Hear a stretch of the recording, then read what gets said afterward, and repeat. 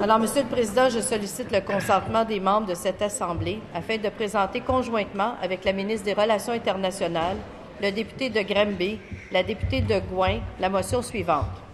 Que l'Assemblée nationale exprime sa vive inquiétude face à la décision des autorités de la République dominicaine de dénaturaliser un nombre massif de personnes, principalement d'origine haïtienne, et de vouloir procéder à des expulsions pouvant laisser craindre un drame humanitaire.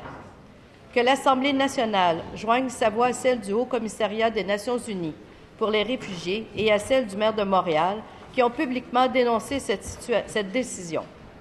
Que l'Assemblée nationale demande à la ministre des Relations internationales de porter la cause auprès du gouvernement fédéral afin que celui-ci prenne les dispositions nécessaires envers les autorités de la République dominicaine.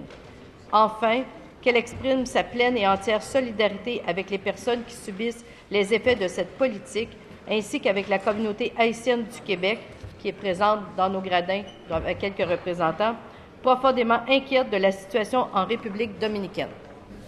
Y a-t-il consentement pour débattre de cette motion?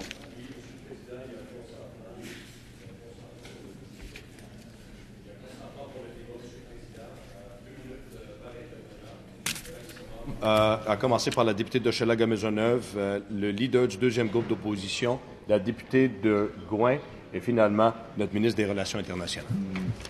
Alors, nous allons débattre de cette motion. Je cède la parole pour, tant que possible, 2 minutes, tel qu'on vient d'en décider, à Mme la députée d'Hochelaga-Maisonneuve pour son intervention sur la motion. À vous. Merci, Monsieur le Président. Alors, j'ai souhaité présenter cette motion aujourd'hui et m'adresser à cette Assemblée parce que les relations de la République d'Haïti avec la République dominicaine, par le biais de l'importante communauté québécoise d'origine haïtienne, nous interpellent, compte tenu du sort que subissent les Haïtiens vivant en situation irrégulière en République dominicaine. Depuis le mercredi 17 juin 2015, qui était la date de l'échéance du Plan national de régularisation des étrangers, des milliers d'Haïtiens ont rejoint les postes frontaliers en Haïti et la République dominicaine. Si certains ont décidé de retourner volontairement en Haïti, d'autres, beaucoup plus nombreux, ont été arrêtés et déportés, conduits manu militari aux frontières. Plus de 65 000 personnes sont déjà rentrées en Haïti, suivant des chiffres officiels dominicains datant du mois d'août. On peut donc supposer que c'est beaucoup plus. Selon une enquête de l'Organisation internationale pour les migrations, 20 % des retours seraient forcés.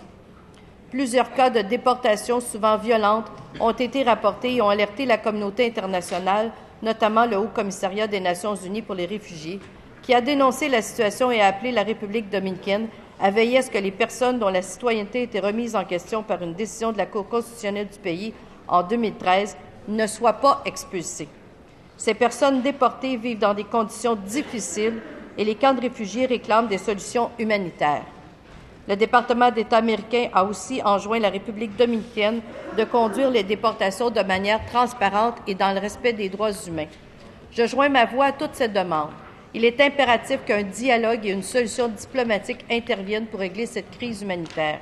Je demande aux autorités dominicaines de traiter les ressortissants haïtiens avec dignité, en respectant leurs droits, conformément à tous les protocoles et toutes les conventions internationales et régionales existant en matière migratoire.